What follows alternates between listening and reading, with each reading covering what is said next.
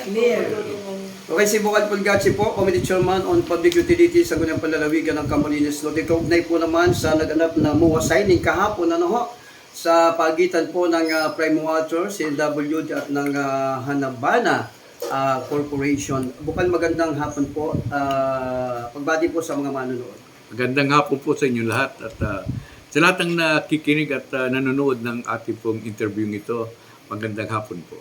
Okay, Bukal, assessment niyo po, sinasabi po ng iba, mukhang talagang ma-resolve na ang problema natin sa tubig, inumin tubig po dahil po dito sa signing, itong MOA signing na ito. Assessment niyo po, kayo po ba naniniwala? Ako po ay maganda po ang paniniwala ko sa parting ito kasi isa ako sa nagtatrabaho Isa ako sa nag-coordinate at isa rin ako nag-advise kay Governor kung anong ating gagawin. At napakaganda ng naging resulta. Kasi kung matatandaan mo, yung unang bakbakan natin dito sa Prime Water, yung pagtaas nila ng 20%. At pinunta natin yon, dinala natin sa korte para ipasa walang baliwala yung 20% na yon. At tayo naman, sinisurti tayo at pinagbigyan tayo ng korte. So, balik sila. Ang billing nila ngayon ay wala na yung 20% na ito. At ang problema na lang natin dito ay yung Prime Water CNWD ay kukunti ang tubig na dumadaloy. Itong pinaka prime na problema dito. So, ito namang Prime Water at saka CNWD nagparakabit-kabit ng mga distribution line, ng mga service meters doon po sa mga subdivision, saka sa mga malalayong barangay din. Ang problema nga, wala silang ipipid dito sa linyang ito. So, yun ang pinaka-main na dito. So, si Governor po, dahil sa dami ng reklamo at saksi naman kayo kung paano namin pinagpadapuna namin ito so sangguniang palalawigan, talagang walang ibang remedyo. Ito lang po, sa pagkataong ito, tayo ang unang-unang nakaremedyo dito sa problemang ito. Yung ibang bayan, yung ibang water district na ka-JBA ng Prime Water, hindi pa ito naisipan. So si Governor po, sa pamanggitan ni Governor at may lumapit sa amin na isang nag-offer ng ito na nga rin service ng water bulk services na ito, isa ito sa pwedeng maging remedyo. At sa pagkataong ito, siyempre, ang pagbibilhan niya ng tubig ay itong Prime Water at CNWD. Ano ang transaksyon? Ang transaksyon ay ganito. Itong Hanabana ay siya ngayon ang gagawa ng mga dam, mga filtration plant upang sa ganun po ay matulungan ang ating Prime Water at ang CNWD parang ipid naman doon sa padalaw doon sa kanilang mga consumer. So, yan na yun ang pinoproblema. Alam mo po, yung tubig natin, talagang nagangkwan lang may oras lang tayo. Parang kumbaga pinipihit lang nila dito sa linyang ito, palalakasin. Tapos pagkatapos ng 2 oras, wala na yan. Pipid na naman yung papupuntahin naman doon sa ibang lugar. Ganun na lang ginagawa nila. Pero yung pangako nila 24 hours, na talaga may serbisyo, hindi naman nagagawa yun. Okay, Bukal, linawin lang po natin. Pagkatapos po noong MOA signing, kasi nga, kakaroon doon ng resolve sa problema sa inumin tubig, kailan natin mararamdaman? Yun pong kaluwagan. Ito, ilihingi nila 6 months, Pero, yung pag-uusap namin ng Hanabana, kaya nilang 3 months. I-supply kagad, ibigyan kagad ng tubig ang Prime Water. So, kung makikita po ninyo, kahapon dumating na dumating na yung filtrators, yung mga 2 truck na dumating na kahapon. So sa pagkakataong ito, ang dumating ay 5. Pero ang kailangan nila hanggang doon sa gagawin nilang level 3 na tubig doon sa coastal ng Basod at saka ng Mercedes ay kailangan ay 12. So may padating within this week, darating yung 7 na tangke na malalaki na filtrator nito. Kasama na ito yung nasa ibaba nito, nandun yung mga tubo, hindi lang nakita natin kahapon kasi yung truck na sinasakyan nila ay talagang pero nandun na po sa ilalim noon ang tubig na yan. Bukal may tanong lang. Di ba ito isang investor ulit, tapos investor din si Prime Water. So paano yung bayaran ng dalawa? Ito po ba ay babawas sa kontrata ni Prime Water? At syempre po, negosyo ito. Paano yun? Ang kontrata nila, siyempre, yung Prime Water, babayaran yung hanabana kung ilan man ang cubic meters ang nailagay doon sa servisyo nila, sa koneksyon nila. Ito ay private company na kung saan tayo lang ang namamagitan. Ang provincial government lang ang namamagitan. Kasi tayo ang lugi. Pag hindi natin inaksyonan ng interior, tayo ang lugi rin. So, kailangan ma-resolveran itong problemang ito. So, Bukal hindi po ba darating yan na yan mo ay yung bayad mo dyan ay ipapatong pa sa mga konsumidores? sa ngayon po, hindi. Sa ngayon, hindi makakanyan. At ako mismo, hindi ako mapayag. Mag-iingay ako pag na yun. Kasi yung magiging double billing ka pag nagkataon. Di ba? Mabayad ka doon sa Hanabana, mabayad ka doon sa Prime Water. Ano na yan? Samantalang ang nakikinabang, ang kabilang sa atin, yung Prime Water. So yung Prime Water na yon ang babayaran ng sa Hanabana. Kung ilan lang ang naibigay ng Hanabana. So mga ilang cubic per day po ang pwedeng maibigay ng Hanabana sa Prime Water? Ang kontrata po ay 5 MLD. Okay. Pero ang pinay-prepare nila diyan ngayon ng Hanabana 10 MLD.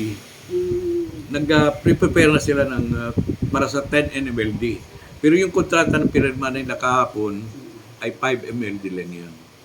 So yun ang i-susupply ngayon. At within this within 3 months, mapakuha na natin, maibibigay na yung 5 MLD. At sila kagad ay gagawa na kagad ng filtration plant at dam diyan po sa Dagut-Dutan. Itatabi doon sa Dagut-Dutan. At maliban diyan, may kukunin din sila doon sa San Vicente. At maliban diyan naman, yung kukunin naman nila yung galing sa Lidong at saka sa Oliva. Pero mostly, itong dalawang itong barangay na ito, tatakbo ito doon sa pababa. Hanggang sa Manggisok ito eh. And then, papunta naman, kumakanan ka naman, hanggang sa Mangkamagong, hanggang sa Matugtog, ang mapakuha nito, masisilbihan nito. Bakit ganito? Kasi, dito sa mga places na ito, maraming mga resort dito eh. At kailangan mabigyan mo parang mapaunlad mo yung tourism, kailangan mabigyan mo sila ng magandang tubig, inumin tubig. Magpaligo nila, etc. Kung ano pang pangangailangan nila, talagang bibigyan mo sila. Obligado ka. Okay. Wala bang gagastusin ng provincial government yan sa usap nilang yan? Ay, wala po. Wala. Tayo, kumbaga sa kwan ay nililigawan itong isa, nire-rate natin itong isa, ay nagkataon na nagkagustuhan na ngayon, kinasal na natin. At na yun ang pagpipirmahan ng kontrata. Ngayon, matrabaho na silang mag-asawa. Kumbaga sa kwan, isa na sila. Tatrabaho sila para sa kapakanan ng probinsya. Hindi na po ba makakaramdam ng uhaw yung mismo bayan kung saan doon ang gagaling yung water supply? Kasi like San Vicente, andun yung water supply eh. Nauuhaw sila, minsan walang tubig. Yun po ay wala lang yun sa kanila ng operation yun, gagawin yun. Kasi isasatisfy mo muna yun. At imposible naman, dinadaanan ka ng malalaking tubo, tapos hindi ka makakabero ng tubig. Imposible naman yun. Yun ngang mga malalayo, nalalagyan, yan pa kayang malalapit na yan, dinadaanan. At i-advance ko na yung natin, yung usapan. Kasi ang itong CNWD Prime Water, meron sila linya doon sa Labo, yung along the highway, na kung saan ay walang tubig din. At sa usapan kagabi ay nakiusap na si Governor Padilla na gawaan ng paraan yung area yun. At sabi ng Hanaba na gagawin natin yun. Alang-alang lang sa serbisyo kailangan ng ating pumbayan. Bukal isa po. Isa po sa hilain kasi ng konsumidores ay yung minimum po bagang charge nila. Marami mo kasi mga bahay dito na wala namang gumagamit. Yan mo ba may chance mo mabalik sa dati na walang minimum tayo? Kung narinig mo yung yung opening remarks ko, kagad-agad na sinabi ko sa kanila na kung po pwede, alisin na yung alisin na yung minimum. Kasi yung ilalagay ng Hanabana yung sa coastal, yung sa level 3 projects nila, walang minimum yun. So sabi ko, tulad na lang sa yung gagawin ng Hanabana, walang minimum, alisin na natin yung minimum. Anyway tingnan mo yung minimum ninyong yan. Bibigyan nyo ng kakabitan ninyo, and then i-charge nyo ng minimum. Pero ang nakuha lang ng tao, mga 5 cubic lang. Samantalang allowed sila sa minimum ng 10 cubic. Pero the same ang babayaran mo. What happened doon sa hindi na ibigay sa iyo? Hindi naman hindi naman i-refund sa iyo, kundi babayad ka talaga. So sabi ko, profit na ninyo yan. Hindi pa. Profit na ninyo yan. Hindi naman nag-approve yan. May chance po nag-approve po sila. Well, hindi naman po nag-approve. At, pero binigay ko na yung gusto ko in the near future. Kasi sa in the near future, gagawa sila ng, pag maganda na ang yan, gagawa sila ng, baka mag-file sila ng increase dyan. Pero na ako. Hindi ako mapahig na may increase kagad. Bukal may isang tanong pa. Dalawang investor, dalawang private. Anong nangyayari sa CNWD niya? Ano mo ba ang ginagawa nila ngayon?